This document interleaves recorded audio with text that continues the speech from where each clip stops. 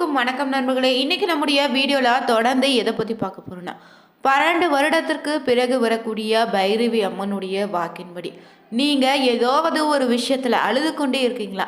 அவங்களுக்கான ஒரு பதிவு தான் இந்த வீடியோவில் நம்ம பார்க்க போகிறோம். மேஷ ராசி நண்பர்களுக்கு பார்த்தீங்கன்னா அடுத்து வருகின்ற 30 நாட்களும் எப்படிப்பட்ட கிரக நிலை மாற்றத்தால் உங்களுக்கு ஏற்படக்கூடிய நல்ல பலன் என்ன, நீங்கள் எந்த விஷயத்தில் எச்சரிக்கையாக நடந்துக்கணும் தெரிந்து கொள்ள இந்த ஒரு வீடியோவை நீங்கள் கடைசி வரைக்கும் ஸ்கிப் பண்ணாமல் பாருங்கள். மேலும் பார்த்தீங்கன்னா இந்த பைரவி அம்மனை வழிபடுவதால் மேஷராசி நண்பர்களுக்கு எப்படிப்பட்ட பலன் அமைய போகுதுன்னு தெரிஞ்சுக்கலாம். நீங்கள் வாழ்நாள் முழுவதும் செய்ய வேண்டிய எளிமையான பரிகாரத்தையும் தெரிஞ்சுக்கோங்க. நீங்கள் புதியவராக இருந்தீங்கன்னா மறக்காமல் வேலி இருக்க பைமே சேனலை சப்ஸ்கிரைப் பண்ணிவிட்டு கூடவே இருக்க பெல் பட்டனை கிளிக் பண்ணிக்கோங்க. நீங்கள் தடைப்பட்ட முறையில் உங்கள் ஜாதகத்தை பார்ப்பதாக இருந்தீங்கன்னா ஜாதகத்தில் தெளிவான பதிவையும் பரிகாரத்தையும் பெற்றுக்கொள்ள நீங்கள் வீடியோவில் டிஸ்கிரிப்ஷனில் கொடுத்துருக்க நம்பருக்கு மறக்காமல் கால் பண்ணி தெரிஞ்சுக்கோங்க.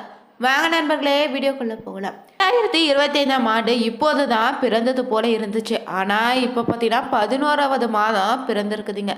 அந்த அளவுக்கு பார்த்தீங்கன்னா வேகமாக நாட்கள் ஓடிக்கொண்டு தான் இருக்குது. அதனால் இந்த வருடத்தில் ஏற்கனவே பல கிரகநிலை மாற்றங்கள் நடந்து முடிஞ்சிருக்கு. அந்த நிலையில் பார்த்தீங்கன்னா தற்போது நவம்பர் மாதத்தில் கிரக நிலைகளை பொறுத்து சில ராசிகளுக்கு நல்ல பலனும் சில ராசிகளுக்கு எச்சரிக்கையாக இருக்க வேண்டிய நிலையும் ஏற்படும். அதன்படி பார்த்தீங்கன்னா அந்த பைரவி அம்மனுடைய வாக்கின்படி வருகின்ற நவம்பர் மாதத்தில் மேஷராசியை சேர்ந்தவங்களுக்கு எப்படிப்பட்ட பலன் தரப்போகுதுன்னு தெரிஞ்சுக்க போகிறேங்க. இந்த குரு பகவான் பார்த்தீங்கன்னா கடக ராசியில் உச்ச பலத்தில் இருக்க போகிறாரு. நவம்பர் 11ஆம் தேதி வரை வக்ரகதி அடைகிறாரு. பொதுவாக சில ராசிகள் குரு பகவான் உச்சமடைந்தாலே நல்ல பலன்களை பெறுவீங்க.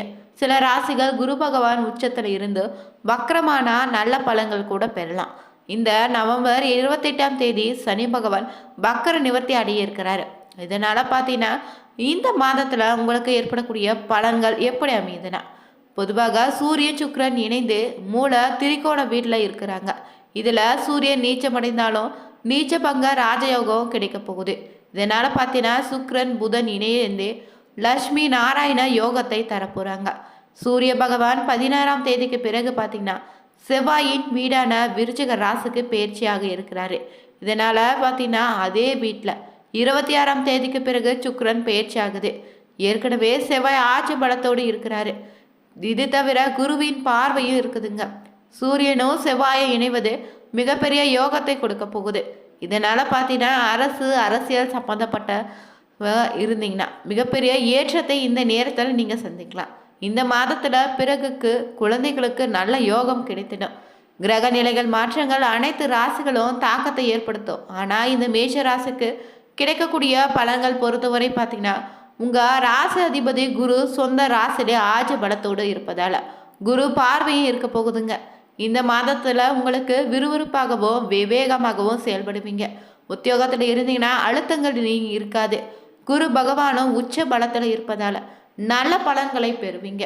மனம் துவண்டு கிடந்த நீங்கள் இப்போது உற்சாகமாக தன்னம்பிக்கையோடு எந்த ஒரு விஷயத்திலும் செய்து வெற்றி காண்பீங்க.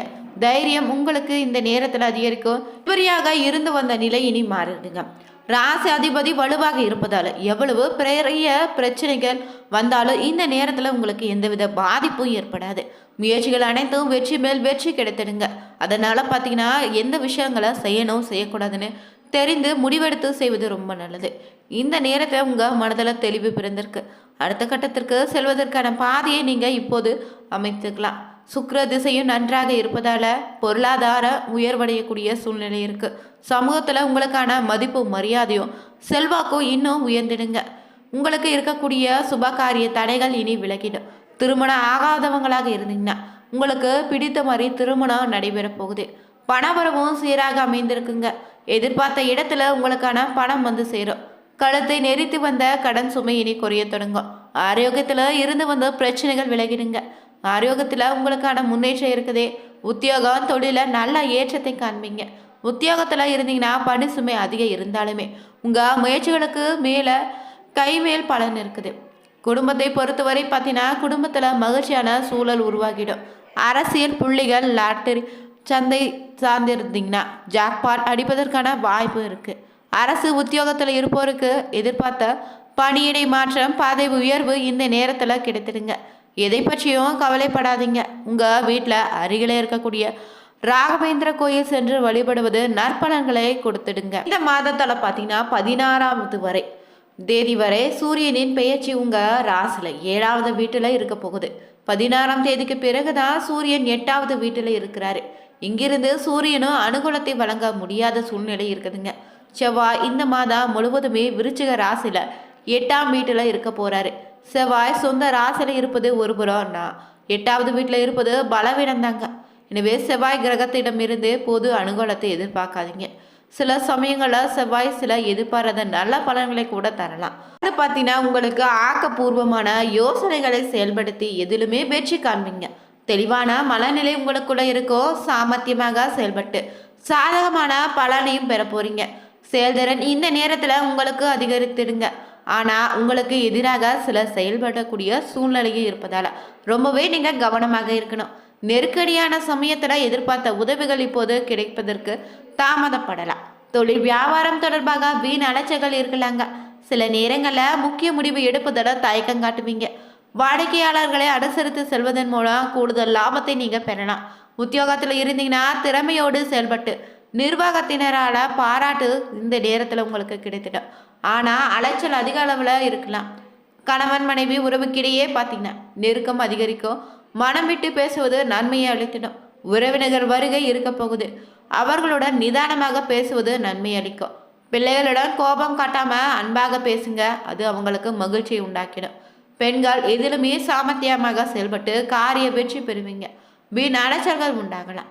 கலைத்துறையில இருந்தீங்கன்னா தகுந்த மரியாதையும் மதிப்பும் இந்த நேரத்துல உங்களுக்கு கிடைத்திடும். விருதுகள் கிடைக்கக்கூடிய சூழ்நிலை இருக்கு. தேவையான பண உதவி கிடைத்திடுங்க. கடன் தொல்லை குறைய தொடங்கும். கடனை அடைப்பதற்கான வழியும் பிறக்கும். தொழில் போட்டுகள் நீங்கிடுங்க. அரசியல் இருப்பவங்களுக்கு பார்த்தீங்கன்னா எதிர்பார்த்த பதவி உயர்வு கிடைத்திடுங்க. கூடுதலாக இந்த நேரத்தில் உழைத்தீங்கன்னா அதற்கான பதவி உயர்வோ பாராட்டியும் நீங்கள் பெறலாம்.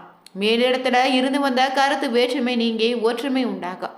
எடுத்திருக்கக்கூடிய அரசாங்க வேலைகள் மூலம் நன்மைகள் உண்டாகும். மாணவர்களுடைய செயல்திறன் இந்த நேரத்தில் அதிகரிக்குங்க. உயர்கல்வி கற்பவங்க கூடுதல் கவனத்தோடு பாடங்களை படிப்பது ரொம்ப நல்லது.